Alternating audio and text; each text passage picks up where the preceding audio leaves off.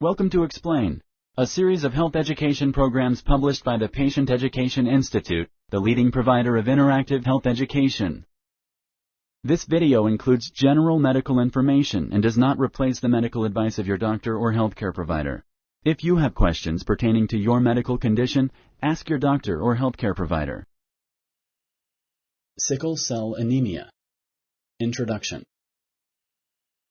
Sickle cell anemia is a disease in which your body makes red blood cells that are not the right shape. Sickle cell anemia is also known as sickle cell disease. The cells are shaped like a crescent or sickle. That is why the cells are called sickle cells. Sickle cells don't last as long as normal red blood cells. The sickle cells also get stuck in blood vessels, blocking blood flow. This can cause many health problems. This program talks about sickle cell anemia. It explains the symptoms and causes. It also covers diagnosis and treatment of the disorder. Blood. Sickle cell anemia is a disease of the blood. This section reviews the role of blood in the body as well as the components of blood. Blood moves throughout the body. It helps deliver nutrients and oxygen to the body's tissues. The body needs nutrients and oxygen to work well. Blood also carries toxins and waste materials to the liver and kidneys. These organs filter the blood. They take harmful substances out of the blood and remove them from the body. Blood is made of blood cells floating in plasma. Plasma is mostly made of water with chemicals in it. These chemicals are cholesterol, proteins, hormones, minerals, vitamins, a type of sugar called glucose. There are three basic types of blood cells. 1. Red blood cells. 2. White blood cells. 3. Platelets. Red blood cells are also called erythrocytes. They make up almost half of the blood. Red blood cells are disc-shaped and look like donuts without holes in the center. Red blood cells are filled with hemoglobin. Hemoglobin is a protein. It picks up oxygen in the lungs and delivers it to cells throughout the body. It also picks up carbon dioxide or CO2 from the cells to be breathed out from the lungs. White blood cells are also called leukocytes. They fight disease and infection by attacking germs that get into the body. There are many types of white blood cells. Each type fights different kinds of germs. They also fight in different ways.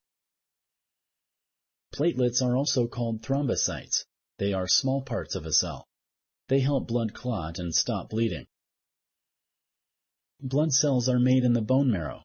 The bone marrow is a spongy tissue located inside some bones.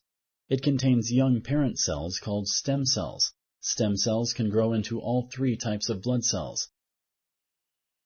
Not having enough of one type of blood cell is called a low blood count. A low red blood cell count is called anemia. It can happen if your red blood cells don't have enough hemoglobin. It can also happen if the hemoglobin doesn't work right. When hemoglobin doesn't work right, it is called defective. This is the cause of sickle cell anemia. Sickle cells have abnormal hemoglobin called sickle hemoglobin. It can also be called hemoglobin S. Sickle hemoglobin causes the cells to have a sickle shape. This is also the shape of a crescent. Sickle cells are stiff and sticky. They often block blood flow in the blood vessels of the limbs and organs. Blocked blood flow can cause pain and organ damage. It can cause strokes and heart attacks. It can also raise the risk for infection. Symptoms. The symptoms of sickle cell anemia can be different from person to person. Some people have mild symptoms. Others have symptoms that are very severe. The most common symptom of anemia is feeling very tired or weak. This is called fatigue.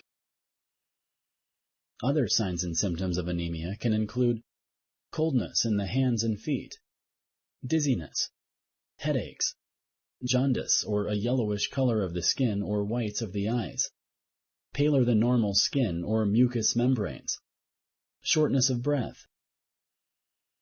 Another common symptom is sudden pain throughout the body. This pain is called a sickle cell crisis. Sickle cell crises often affect the bones, lungs, abdomen, and joints. These crises happen when sickle cells block blood flow to the limbs and organs. This causes pain and organ damage. The pain from sickle cell anemia can be acute or chronic. Acute pain is more common. Acute pain is sudden. It can range from mild to severe. The pain may last for hours to as long as a week or more. Many people who have sickle cell anemia also have chronic pain. The pain usually affects the bones. Chronic pain can last for weeks or months. It can be hard to bear and mentally draining. Chronic pain may make it hard to do daily activities. Almost all people who have sickle cell anemia have painful crises at some point in their lives. Some have these crises less than once a year. Others may have crises once a month or more. Repeated crises can damage the bones, kidneys, lungs, eyes, heart, and liver. This type of damage happens more often in adults than in children. Many factors play a role in sickle cell crises. Often more than one factor is involved. The exact cause usually isn't known. Talk to your healthcare provider about ways to try to control or reduce the number of crises you experience. Sponsored by the Patient Education Institute. www.patient-education.com. Over 5,000 videos and interactive tutorials. Complications. Sickle cell crises can affect many parts of the body. They can also cause many health problems. The problems caused by sickle cell anemia are called complications. They usually happen as a result of sickle cell crises. Complications related to sickle cell anemia include hand-foot syndrome, splenic crises, infections, acute chest syndrome, pulmonary hypertension, delayed growth in puberty, stroke, eye problems, priapism, gallstones, leg ulcers, multiple organ failure. This section reviews each of these complications. Sickle cells can block the small blood vessels in the hands and feet in children. This is often true of those younger than 4 years of age. This condition is called hand-foot syndrome. It can lead to pain, swelling, and fever. One or both hands and/or feet may be affected at the same time.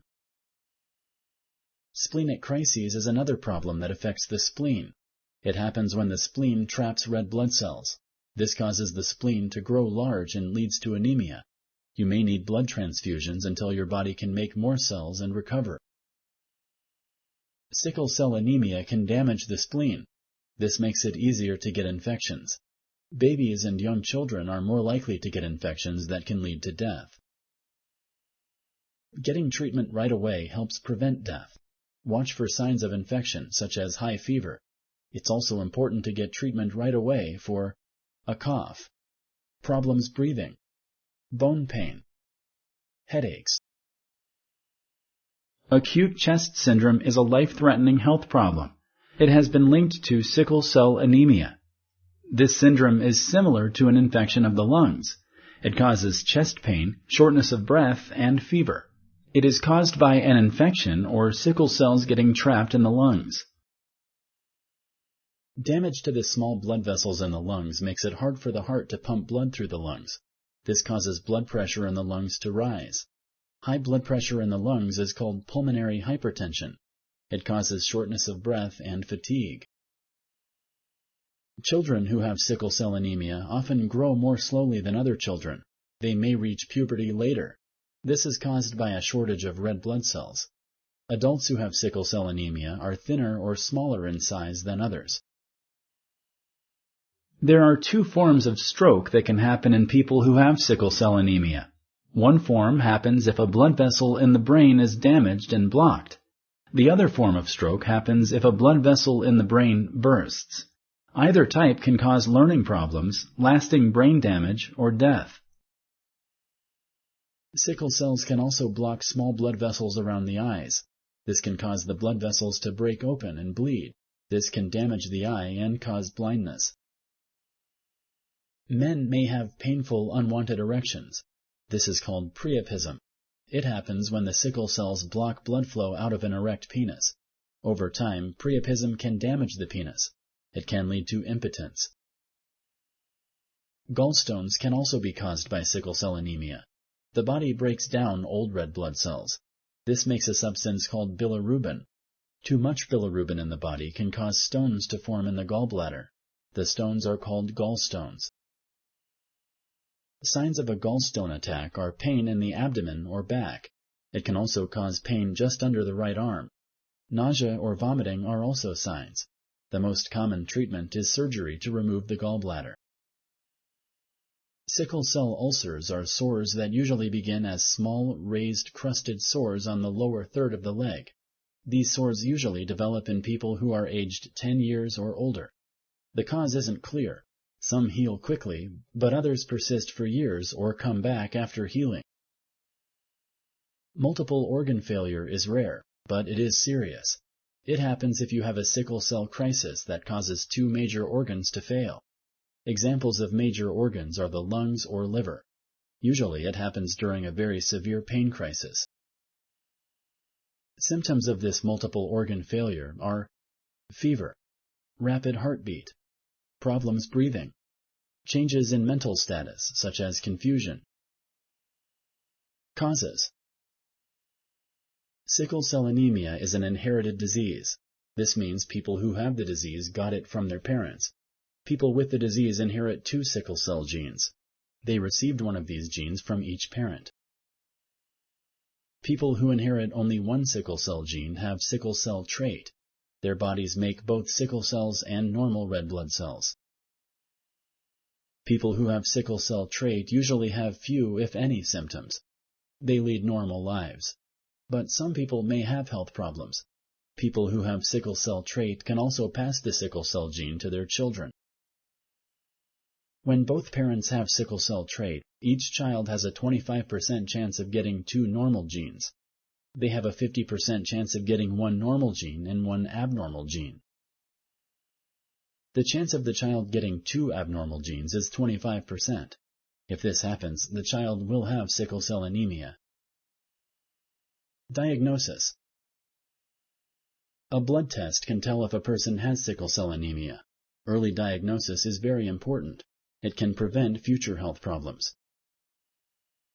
Some countries are required to test newborns for sickle cell anemia. The test uses blood from the same blood samples used for other routine newborn tests. The test can show whether a newborn baby has sickle cells. If the test shows some sickle cells, a second blood test is done. This is to confirm the diagnosis. The second test should be done as soon as possible and within the first few months of life. You may be sent to a special doctor for the second blood test. The specialist is called a hematologist. They treat blood diseases and disorders. Sickle cell anemia can also be diagnosed before a baby is born. A sample of amniotic fluid or tissue taken from the placenta is tested. It can be done as early as 10 weeks into the pregnancy. This testing looks for the sickle cell gene. People of any age can be tested for sickle cell anemia. The same tests will be used for adults if they were not diagnosed as a child. Treatment. The only potential cure for sickle cell anemia is a bone marrow transplant or stem cell transplant. It can be hard to find a donor, and the procedure has serious risks, including death. The risks increase after age 16. For this reason, it's usually recommended only for patients under 16. Some treatments can help relieve symptoms and health problems caused by the disease. The goals of treating sickle cell anemia are to relieve pain, prevent infections, organ damage, and strokes, control health problems caused by the disease if they happen. Babies who have sickle cell anemia are given antibiotics. These medicines kill bacteria. It can keep the child from getting infections. Babies are also given vaccinations. These shots prevent many illnesses. Mild pain is treated at home. Over-the-counter pain medicines may help many people. Acetaminophen or ibuprofen are 2 examples. But some of these medicines may cause kidney problems. Discuss the risks and benefits with your healthcare provider. Heating pads and rest can also be used to ease pain. Stronger pain medication might be needed if pain is severe. Talk to your healthcare provider about the benefits and risks of the medicine. He or she will be able to tell you what to expect. The risks may increase the longer you take the medicine.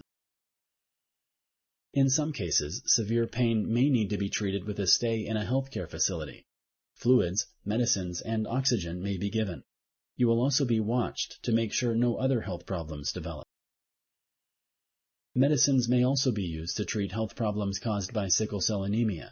For example, your healthcare provider may give you antibiotics if you have an infection. Severe sickle cell anemia can be treated with certain medicines. Hydroxyurea helps your body to make the type of hemoglobin that newborns have. This stops red blood cells from becoming sickle cells. It will ease symptoms. People who take hydroxyurea must have careful medical follow-up. This includes blood tests. The medicine can lower the number of white blood cells in your body. This raises the risk for infections. The dose of the medicine may need to be changed to lessen side effects. Other medicines can make sickle cell crises less frequent and can help with anemia. Some are taken by mouth. Others are given into a vein. Talk with your healthcare provider about your options and their potential side effects. Self-care measures can help you feel better and can reduce your risk of crises. Avoid very hot or cold weather. Drink enough water. Eat healthy and make sure you are getting enough folic acid. Exercise regularly with guidance from your healthcare provider. If you smoke, quit. Joining a support group can also help. If you like this video, please like and share. For similar videos, subscribe to our channel. Summary. Sickle cell anemia is a disease in which your body produces abnormal red blood cells. The cells are sickle-shaped. These cells don't last as long as normal round red blood cells. This leads to anemia. The sickle cells also get stuck in blood vessels, blocking blood flow and causing pain and organ damage. Sickle cell anemia is inherited. This means parents pass it on to their children. Babies who get 2 sickle cell genes will develop sickle cell anemia. This means they get 1 gene from each parent. Some countries test for the disease at birth. The most common symptom of anemia is feeling very tired or weak. This is called fatigue. Another common symptom is sudden pain throughout the body. This is called a sickle cell crisis. Sickle cell crises can be life-threatening. The only potential cure for sickle cell anemia is a bone marrow transplant or stem cell transplant. It can be hard to find a donor, and the procedure has serious risks, including death. The risks increase after age 16. For this reason, it's usually recommended only for patients under 16. Some treatments can help relieve symptoms and health problems caused by the disease. The goals of treating sickle cell anemia are to relieve pain, prevent infections, organ damage, and strokes, control health problems caused by the disease if they happen. Thank you for using Explain.